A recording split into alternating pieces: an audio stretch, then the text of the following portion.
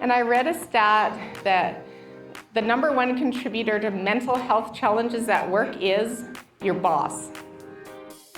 We need to have better bosses, and we need to hold the bad bosses accountable. We need to be on the lookout for toxic and abusive managers.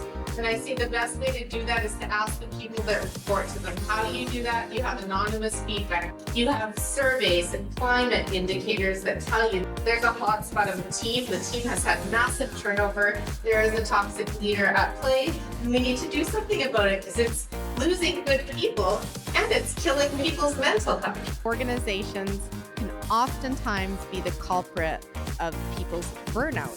There are things that you need to be aware of and that you need to take action on if you're struggling with stress and burnout, regardless of your organization's situation. And then hybrid work. Hybrid work, giving people greater autonomy and control over where they work really does contribute to mental wellness and well-being. But it's not a one-size-fits-all. So, some people do better with more days in the office. Some people really do better with more days at home. You need to do a one-on-one with your person. You need to check in with them one-on-one. And you need to ask, how are you doing? How are you really doing? And have enough trust that they'll tell you if they're struggling. But I think if the rest of the team can support each other and have a trusting environment where they know they're cared for and they're heard, I think that will go a long way. I want you all to take stock of your mental well-being regularly, even on a weekly basis, to journal. How was the last week? How was I doing physically, mentally, emotionally, spiritually, and socially, right? So how did I feel in those different spheres of my life?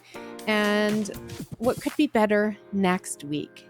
So paying attention to your energy and capacity and knowing that if last week wasn't so great, next week can definitely be better. And then showing genuine appreciation for people, having career development conversations.